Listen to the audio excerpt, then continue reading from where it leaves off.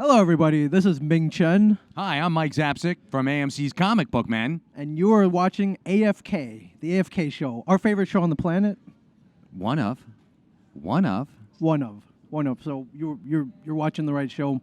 Keep watching, and keep watching, and keep watching, and keep watching. Don't stop.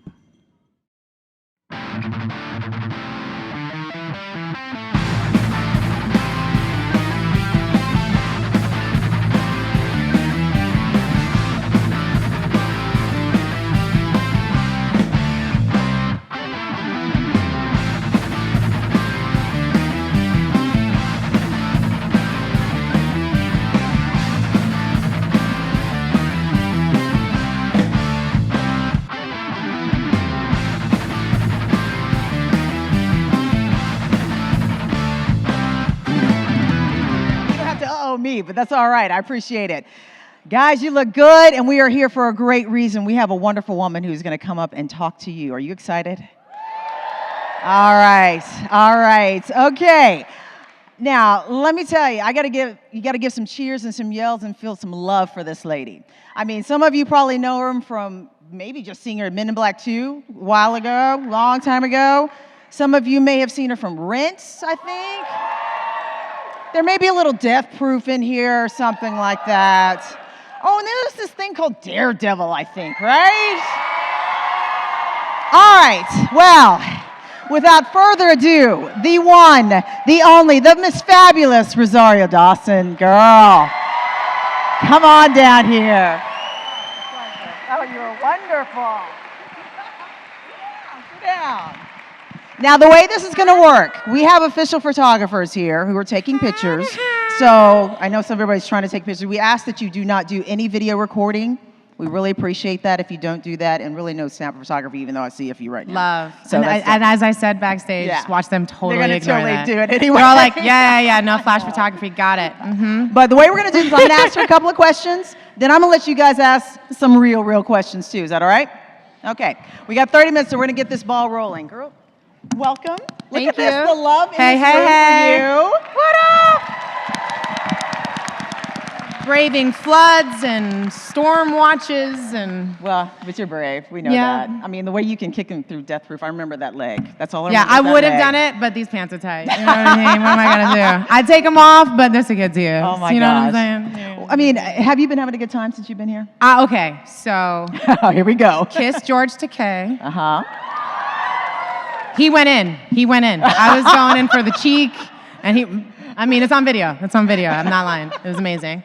Got to see Stan Lee again, who, funnily enough, I met him years ago. My friend's boyfriend was doing a documentary on him, and he needed to get some more footage. And she was like, this guy Stan Lee, like she didn't really know anything about it. She was like, I have to just go and get some more stuff, and I need someone to help me with the equipment. Like, do you mind doing sound? I was like, yes. Yes, I'll be right there. And I had to like mic him and everything, and it was just the best thing ever. I don't know if he remembered me, but he did say I was charming today, and we hugged. You're charming every hard. day. It was awesome. And I told him the reason why I'm charming is because I got all my lines from him, which is very true.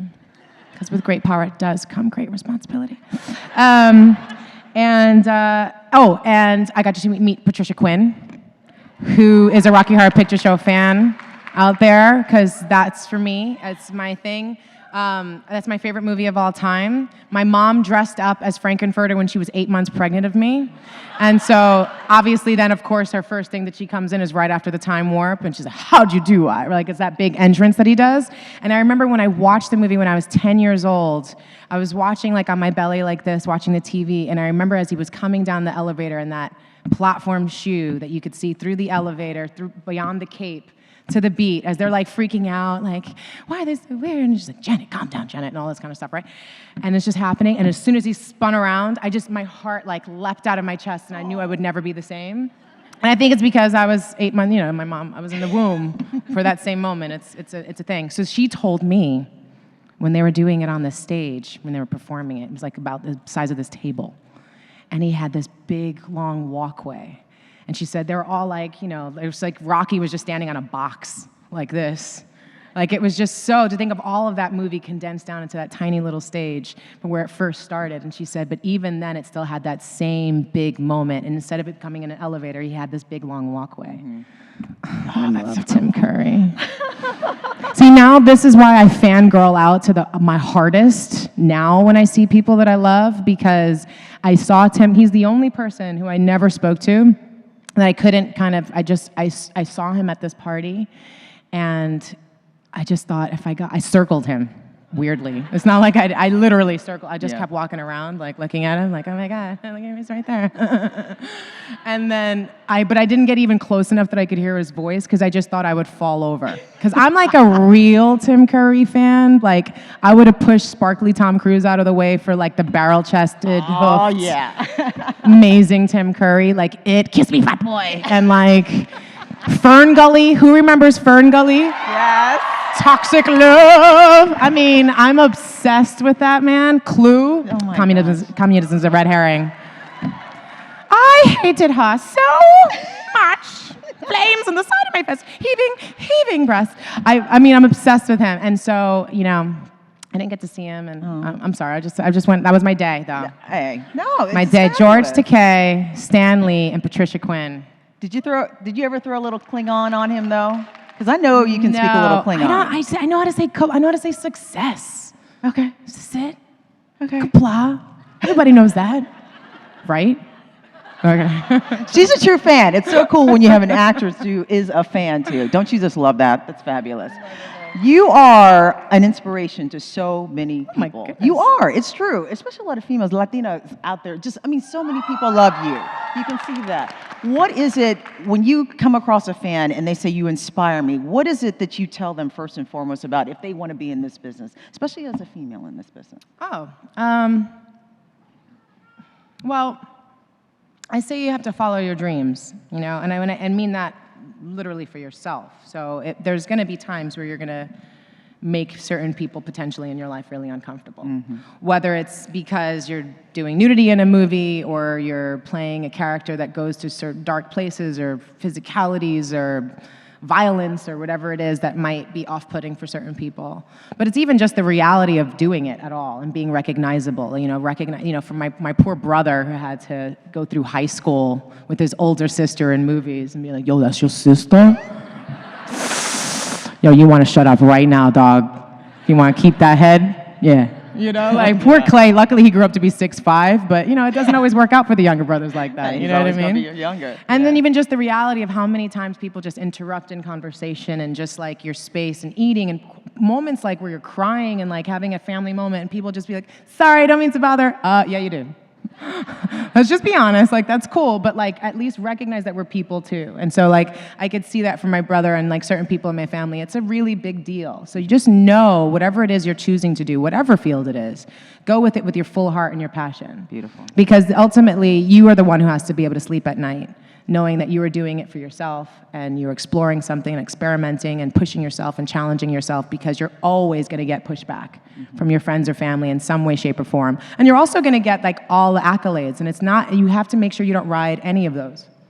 It's not about like obsessing over people's negative comments or drowning in praise and adulation and thinking you're everything, because you're not. We're all special. Yeah, very honestly. True. And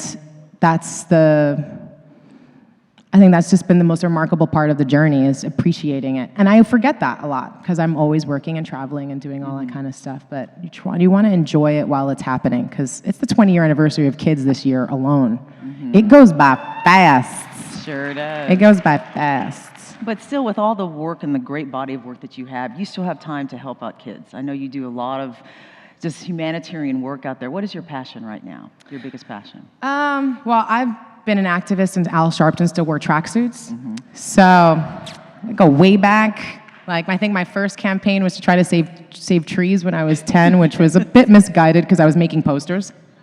I tried.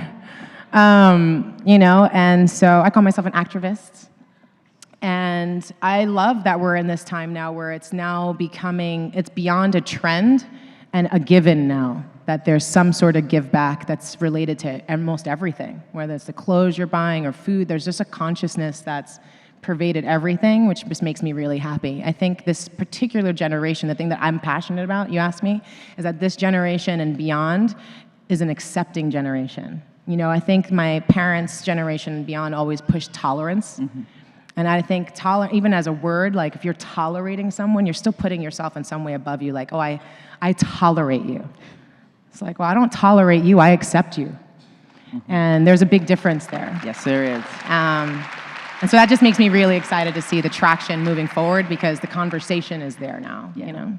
Switching gears slightly, I understand you have a Texas connection. I do. Can you tell people about that? They may not know about it. Well, my dad grew up here in Texas. He was born in Colorado, but he was raised here. So actually, the first money I ever got was for kids. Well, that's not true because I babysat and I was a tutor. My first good money was when I did kids. It was about $1,000. And we went on a family vacation. My mom, my dad, my brother, and I.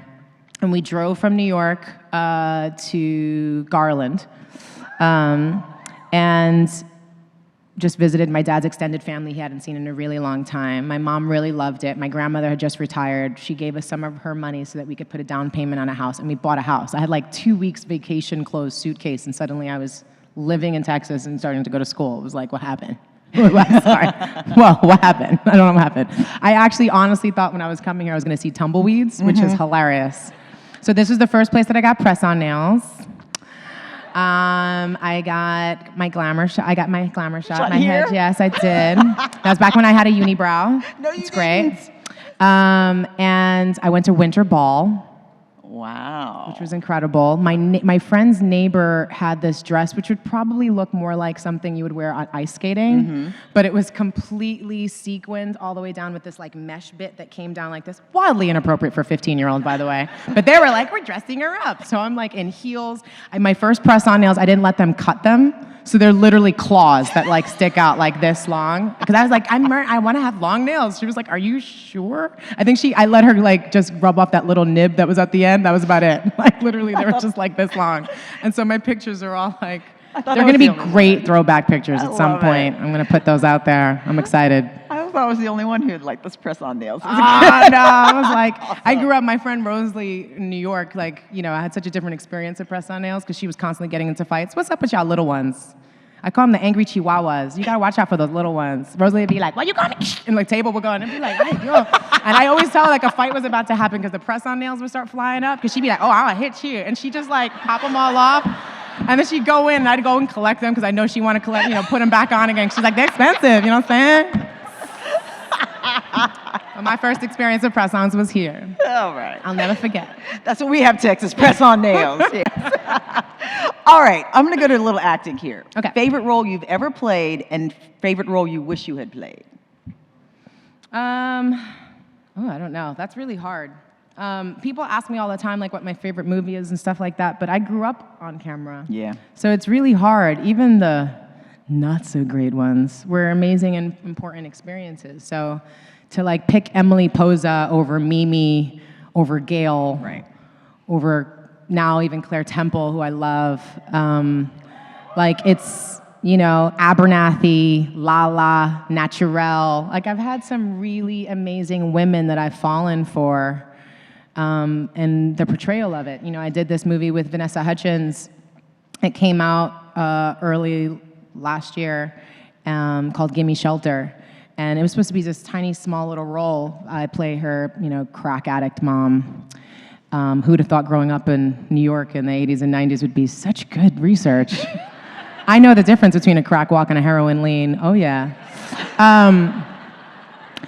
But, you know, I grew up with family members who had drug addictions, and I watched them not raise their children. Yeah. And I helped raise their children. And I had always had a very particular idea of what that was. And then playing that role was so startling because I never really experienced, I'd put myself into this person's shoes and realized how scary it is when you've done something so wrong and you've let your life go so far down the road, how hard it is to look back and figure out how do I get back. Exactly. It's actually easier, once you hit a certain point, in some ways it's easier to just, your day's mission is to just find a fix than it is to fix your life. Right. Like, that's a really hard thing, you know? And so, like, I'm so grateful for these different roles because it gave me a different appreciation for the struggle my other family members had had, it wasn't just about their kids, it was their loss as well. And, you know, we all have skeletons in our closets. It's important to look those up, you know, and really address them. You know, like top 5, I actually, you know, I decided to stop drinking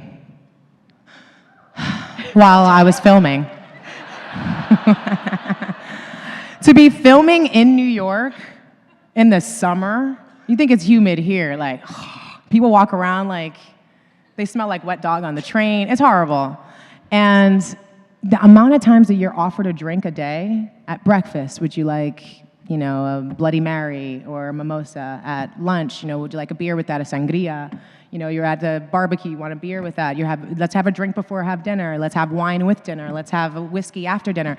Like, I'm an alcoholic, I realized, because every single time I would have been offered, I would have said yes. And you never just have one mimosa or like one beer, you know? I was like, oh my God, this is horrible. What a revelation. My skin looks so much better now that I stopped drinking. Not now, because I'm drinking again. But then, in the movie, it was spectacular. It was spectacular.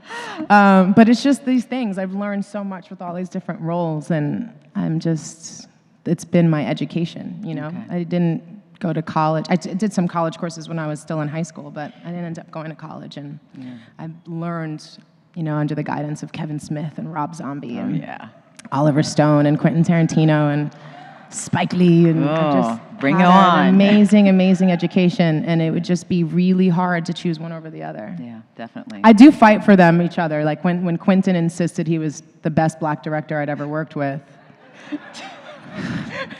Tell us, what'd you say? I had to be Quentin. Well, he was screaming in my ear. We were drinking. It was a lot late night. I'm the best. Spike Lee, right? You know, I work with him, so he was like, fine. Him only, though. I was like, sure. You want to be the next best black director in the world after Spike? You go and you just put your stink on it, Quentin. You get it. But yeah, I mean, I love all those roles. To say roles that I didn't do that I wish I had, I mean, I always think that's so weird. I mean, in general, I still feel like there's still chance, you know, like, so what? I'm not in Star Trek yet. Know what I'm saying? It could still happen. I'm a good Vulcan. Klingon, Romulan, anything, you know what I'm saying? Anything at this point, Jesus. All right, anyway, put out a good word for me, y'all. Okay. That and She-Hulk. I don't know. I get called She-Hulk. We all know it's the Hulk who gets angry and then Hulk smash, but you know, she's just a derivative from the blood transfusion, whatever. It's possible. But she's just always great, it's fine. Yeah. But when I get angry, my family calls me She-Hulk, which I think is awesome. She's already preparing for the role. I love it. Yeah. That'll be the role I want. So if anyone else gets that, that'll be the one I'm going, boo. Why didn't you cast me? Now you know. All right. I have so many questions to ask you, but I think it's time to turn it over to the fans. I think we have a microphone right here. So quickly line up, everybody, because we have about 15 minutes. Oh, geez. 15 minutes. Well, actually, a little less than that. I apologize in advance right now. There's no way we're going to get to all of you because I have very long-winded but we will try our best. Okay? So be patient. And let's go ahead and get started. What's your name? Hi, I'm Kelly. I'm just such a huge fan of Rent, of Mimi, everything. And that was like the first musical I really saw. And for my 18th birthday, my mom took me to see it. And she put me in the first row. It was like my birthday present. Nice. I met Anthony and Adam. And I was just wondering, I know it came out in 2005. So are y'all going to do you keep in touch with them? Are you going to do like a 10-year anniversary or anything like that? Yeah, it's so funny because Tracy just sent me a picture, which was like a collage from then, because my birthday, it was my 26th birthday on set when we were filming, and I just had my 36, and she just was like, I've been wishing you happy birthday for 10 years. And she did this little collage, which was really cool.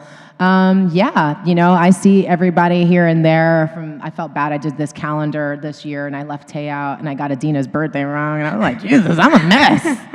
Oh my God. But they're remarkable. And I grew up in a squat in the Lower East Side. I grew up in an abandoned building, and you know, the audacity to even audition for something like that when you have the 6 out of the 8 originals and Tracy who went to Juilliard, like everyone earned their keep, and here I was like, but I am Mimi. me. You gotta let me try. You know, like I had the whole thing memorized. I'd actually rehearsed a whole dance number with it. And when you look at the audition, which is actually on YouTube, I'm holding onto the paper and I'm like, tonight, like I'm so like, I couldn't remember the words. I was like, oh my God, but I'm Mimi. Luckily, Christopher Columbus believed me and gave me a shot. So. Well, thank you so much. And absolutely, thank you. You're a lovely human. Thank you for everything. So. Thank you, love. Hello. Hi, my name is Donna. Hi. Love that shirt. Thank you. You I said love that it. earlier when we took a picture. Okay, I have a two-parter. I'm sorry. I remember. Okay. Get a little closer to the mic. Okay. Oh, okay. I have a two-parter question. Don't be scared. Okay. I love you in Daredevil. Are you going to be in season 2? And do you see your character going anywhere else? Like being more action. Okay, is there like a red dot on my forehead? No. You're asking me to give up Marvel secrets right now. Kind of a little bit. Like you trying to endanger me right now? Like that's not nice. I love you. I'm not on top of that, I'm complimenting your DC Wonder Woman shirt. Like, do you understand? Like, it's just like trouble just getting deeper and deeper. I mean, but it's women empowerment shirt, so you know. True. Okay, my second part. Yes, well, they did give it away. I'm coming back. Yes. So excited! Which I'm very excited about. I wanted to keep it more incognito styles. Like I didn't even want them to announce it, but they did, so it's okay. Well, it'll be really interesting actually, because when we were filming the first time, they were so tight. I mean, I thought Kevin Smith and Quentin were like about their scripts. Nothing is as tighter reined as at Marvel production, and I'd be filming with someone, and be like, "Oh, cool, man! What we do next week is gonna be, I'm back next week." I'm like, "Oh, sorry." I was probably not to tell you. There were people, we called it bluff the whole time. It was called bluff. And there were people up through almost the ending of shooting who still didn't even know we were doing Daredevil, because he wasn't in his costume either. So it was easy for people not to get it. They're just like, this is some really violent show. People are, these lawyers always get into fights. It's happening. Awesome. It was awesome. Okay, second part, my very good friend is not here tonight. Could you just say where you at, Omar? Huh? Can you say where you at, Omar? Yo, where you at, Omar? Sorry. Killing me. Okay.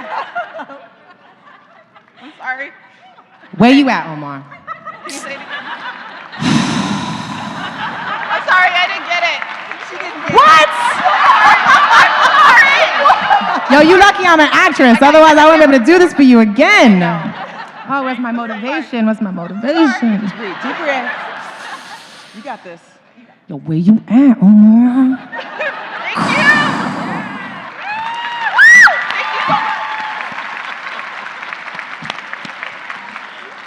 Come on. Hi, thank you for What's up, coming. girl? Oh, you play such a rich variety of female characters.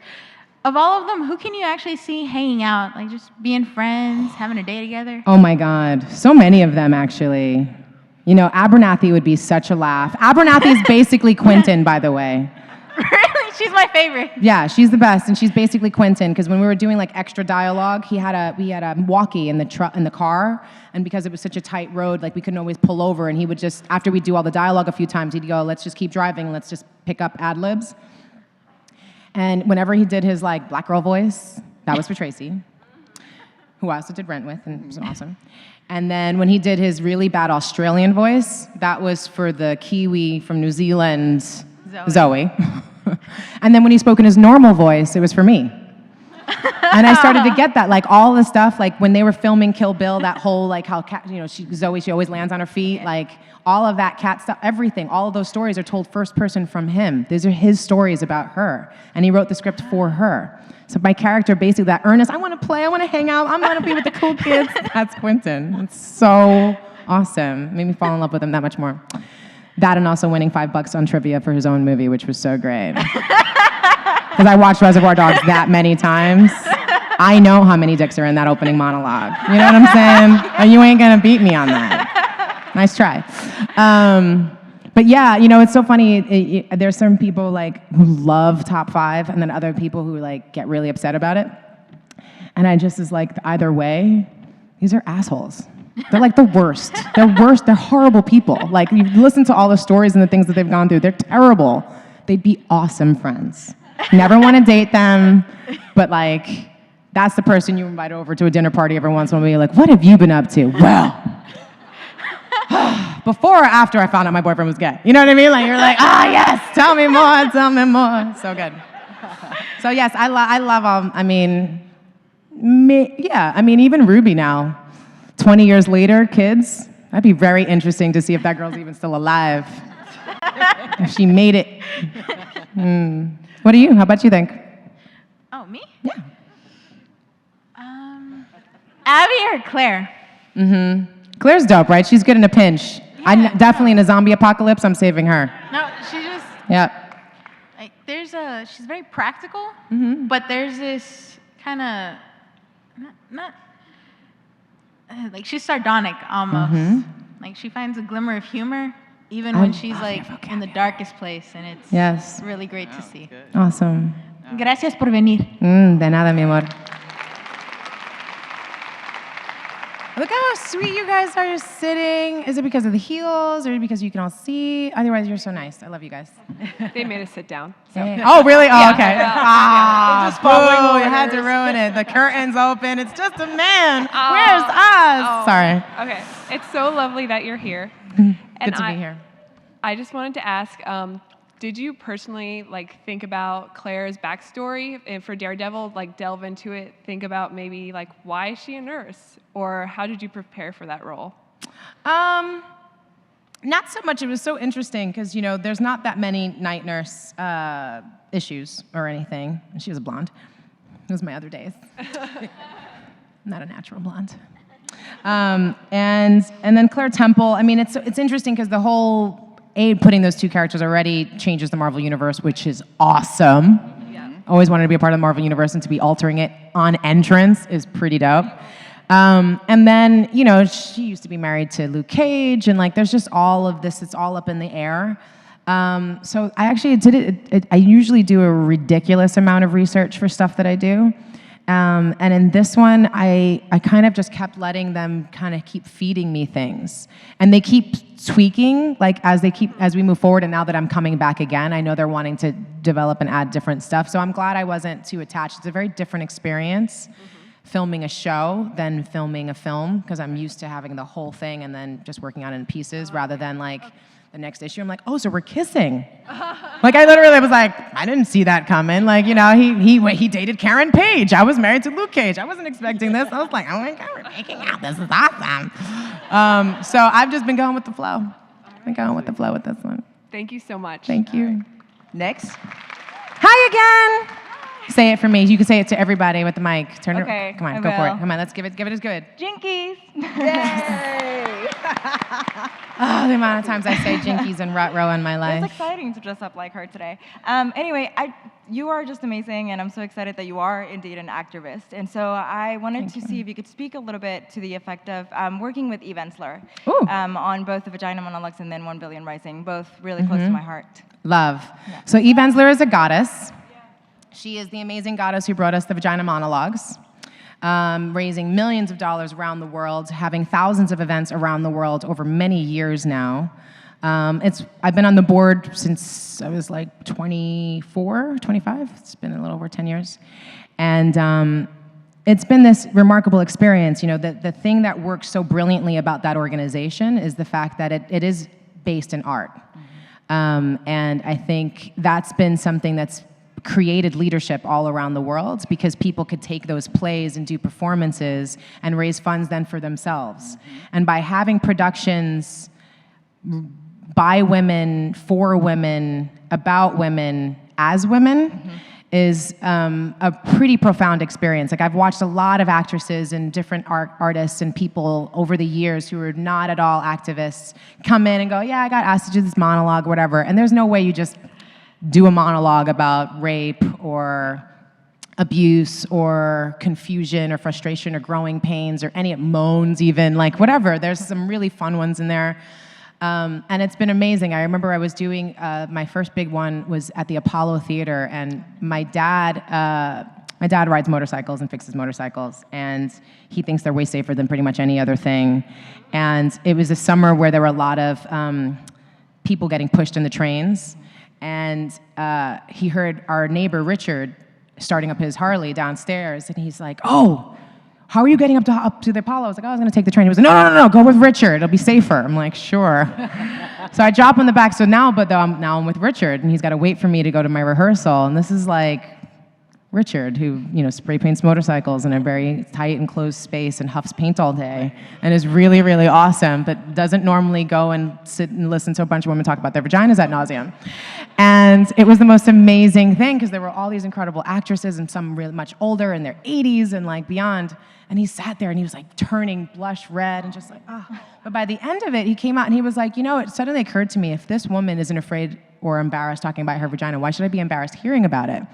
And then he really enjoyed himself the rest of the way. And it was like, how provocative and profound is that as an opportunity? So it's now turned into, after Eve got cancer, she ended up having to get the exact same surgery that the women that she works with in the Congo have to get because the rapes there are so violent that the women have to be sewn up completely from the fistula and incontinence that they experience. And she ended up having to get the exact same surgery. And she was like, I think the stress and working and taking on all those stories all the time created cancer in my body. And so she just became that much more radical and that much more free after surviving it. And that's where 1 Billion Rising came from. And 1 Billion Rising is a reaction to the UN statistic that 1 in 3 women will be raped, killed, or beaten in her lifetime. So that accounts for over 1 billion people on the planet. And that's just unacceptable. And so she asked for people to stand up against that, but not just stand up and like protest and anger and like, it's not rioting, any of that. To stand up and dance, to be in our bodies and show what the world could look like if women felt safe and honored and in their bodies, like how special. And I just thought, like, what a remarkable woman you are, like the organization's being sort of dismantled.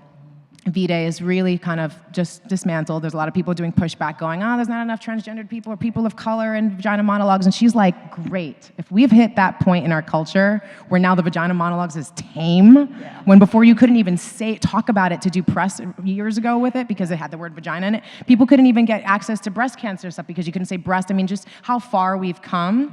She was like, great, I'm gonna go back to being an artist. I'll never come up with a better idea than 1 Billion Rising. And because we did this for so many years in events all around the world and we helped people become leaders in their own communities, it's now theirs. And 1 Billion Rising campaigns are happening all over the world. It's terrorism in the positive way. There's like no known leader, it's just this incredible network.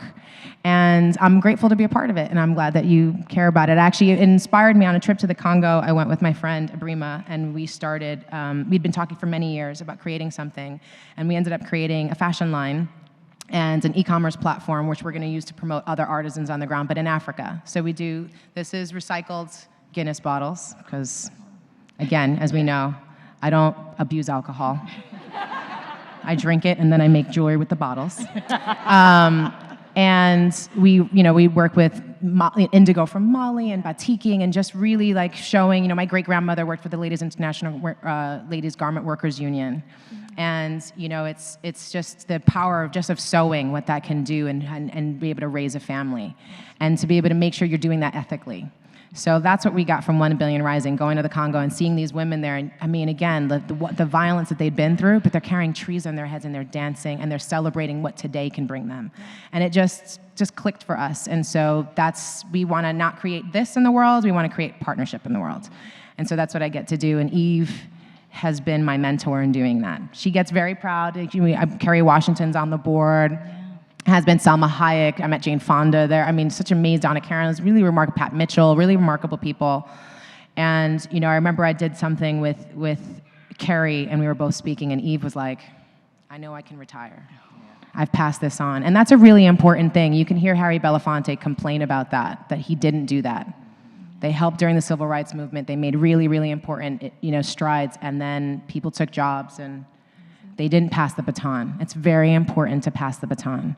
It's one of the things I remember, sorry, I told you guys we're never gonna get to you because I have really long-winded answers. I'll end with this, but I remember my friend said she had talked to Chelsea Clinton after reading Bill Clinton's book. And she'd never thought about it, but her dad was a little boy during segregation. Wow. And she didn't think about that until she'd read his book. And she read it and she was like, whoa, wow, Dad, what that must have been like. What did you do about it? Was her first question.